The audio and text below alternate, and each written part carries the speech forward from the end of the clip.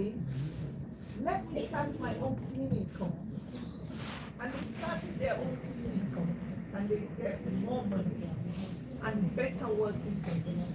They can destroy other people. Childhood influences. Guys, if you find that all your friends are business owners and they're doing very well, let's say you haven't seen them for 7 years, and then one day you travel back home and you see all your friends and they're in business and they're doing pretty well, that's going to influence you. Family environment. So some students, I have students who maybe their dad or their mom was in business and the business was doing very well, and they want to be in it as well. Age, of course, can influence you. Research shows that men between late 30s, in fact, the 40-something-year-old man is the highest group of people that are entrepreneurs. 40-something-year-old. And there's a reason for that. When you're in your 20s and 30s, you may be working for other people. But by the time you're 40, you're ready for something else, another challenge, yeah? Education as well. From all the people we've learned about, Jeff Bezos, Brian Tracy, Steve Jobs, all these people met in educational establishments. The best place to meet your business partner is in higher education. Do you know why? One is that because you've had similar orientation, you've been through this program, you're thinking differently. It's not good to go and start a business with somebody back home who is not thinking on the same wavelength as you. Maybe they haven't gone to college, and everything you say will sound suspicious to them. And I thought work history is good. It's a driver of motivation. It's a driver. It motivates you. If you have industry insight, you can start a business in that industry. You have role. If you have a good support network, or if you lose your job, guys, if you lose your job and you have £100,000 savings, what will you do? If you have £100,000 in your savings, start a business. Yes, start a business, even if it's just a little business. Just start a business. Yes, start a business. Use the affordable loss receiving.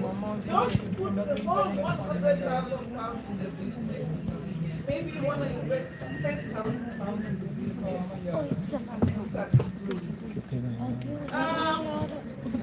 So, going into entrepreneurship can be opportunity-based or necessity-based.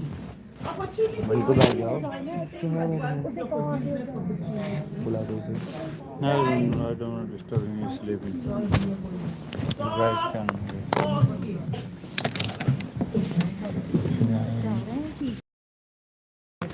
Excuse me, the session is on.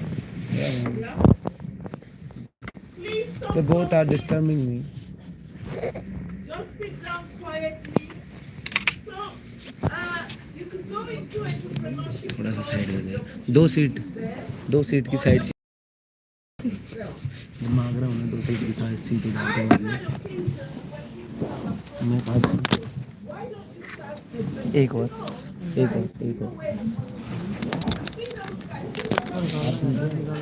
अबे यार इसको सब चाहिए यार मेरा थोड़ी ना है.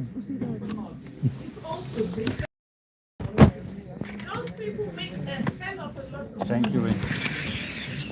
तो मेरा बंद कर रहा है. मर गई हो क्या के.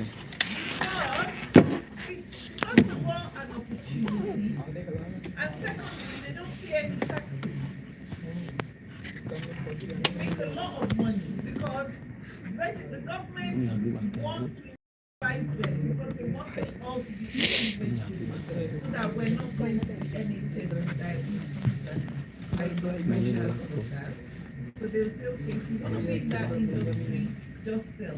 And most of them always say the fruit got rotten, so we threw it away. They'll never declare what they need. Yeah. It's a very good business.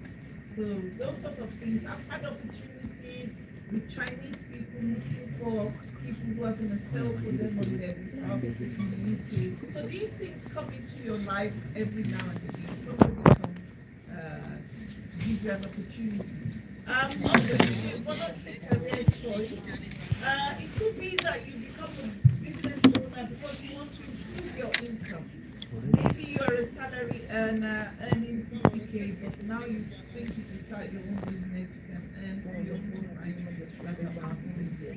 We talked about ways, so other options and opportunities were not available, so you went into entrepreneurship. You go into entrepreneurship as a means to survival. You can go into entrepreneurship because of the money. I would have guys, if you're talking, this person is talking, that person is talking, I'm looking at all your mouth as well. Moving. Yeah. Let's look at the types of entrepreneurship. You need to be able to classify the type of venture you're going into when you write your assignment. So what's your type of entrepreneurship? Are you a technology entrepreneur? Is it tech entrepreneurship? Is it social? Ladies, do you want me to send you out? Yeah? The girl in the scrap top there, do you want me to send you out? I mean, 3 of you. Do you want to go out? Yes or no? Let's keep quiet. Social entrepreneurship, serial entrepreneur. Who is a serial entrepreneur? Somebody who goes from one type of venture to the other, like Richard Branson, Virgin Atlantic, Virgin Holiday, Virgin Alexa, Virgin Mobile. Those are his business. He has a conglomerate of different Virgin businesses. Yeah. So he's a serial. Gender is also important. There's male entrepreneurship and female entrepreneurship, and they're categorized differently. Why? Because females have reasons why they can be limited and greater challenges. What are some of the challenges for female entrepreneurs? Can anybody tell me? Yeah. Famine. If you are raising support, like in Africa, men who go around and a businesswoman and they're successful, but then they have house help, don't they? They have people running around assisting them with cleaning, cooking, looking after their children. But if you are in the UK, it's very hard to have a house help. Because what are you going to pay that house help? You must pay that house help £12, whatever. What's the minimum wage? Yes. So if you bring a house help from your country to the UK, you must pay them that £12, whatever, per hour. If you don't pay them and they report you, even to the next door neighbor, your life might turn upside down. So some years ago, 2 medical doctors from Africa, husband and wife, they brought this lady from Africa to help them with childcare and looking after the house. Unfortunately for them, while they were at work, the next door neighbor was saying hello to her through the garden fence. And the next door neighbor got talking to her, why are you always at home? And she said, well, Next thing you know, police are involved, court case, husband and wife go to court, they're found guilty of there's these anti-slavery laws and all of that. They're both sitting in prison. The girl now gets a permanent status, which could be the motivation for and the rest is history. So in England, you do not bring anybody from your country to support you unless they are your parents. The parents will do anything for you. All right. So of course, gender, of course, women are very limited for that reason when it comes to entrepreneurship in the Western world. Ecopreneurs, who are ecopreneurs? An ecopreneur is any entrepreneur whose venture is around ecology and the environment. So things like recycling rubbish, managing water, using efficient energy, blah blah blah, all those kinds of environmental issues, they're ecopreneurs. What about intrapreneurs? Does anybody remember what an intrapreneur is? An intrapreneur is somebody who acts like an entrepreneur, but is actually an employee of the company.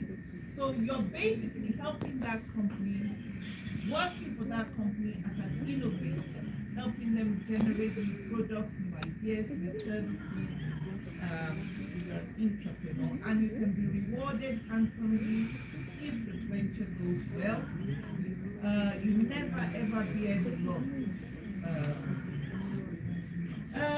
Or any combination of the above could be an entrepreneur. So you could be a female entrepreneur, you could be a social, ethnic entrepreneur. There's just different ways of classifying entrepreneurship.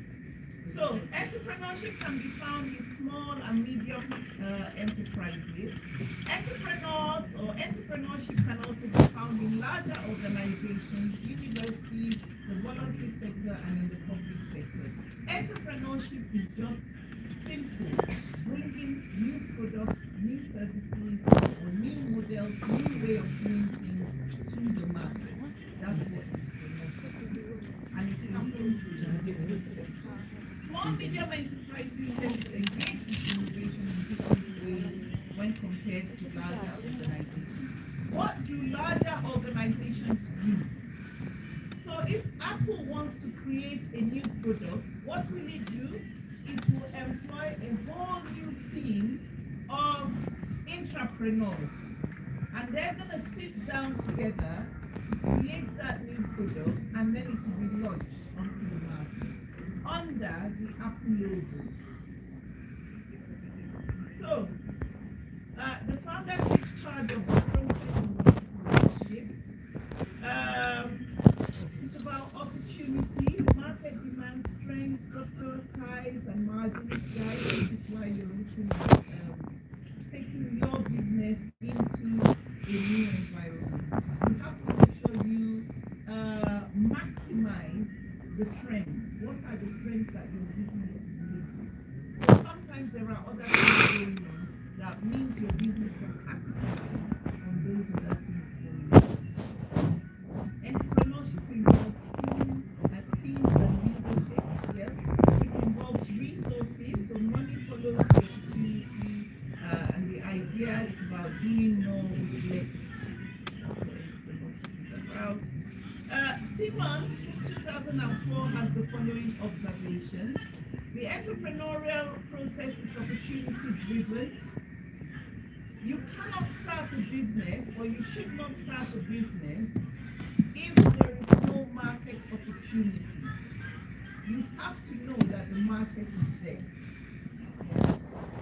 Entrepreneurship is understanding and coordinating resources. Entrepreneurship, an entrepreneurial team is the key ingredient for success. So we have to look at teams, and we saw how important it is that all good ventures are started by more than one person. So team formation is very important in entrepreneurship. There are also different types of small businesses, family-run businesses like a corner shop, tech-based businesses. Do we know about Mary Kay Cosmetics? Yeah, it's a small family business, but it has grown. Yeah. University student out there, do you know how many businesses are started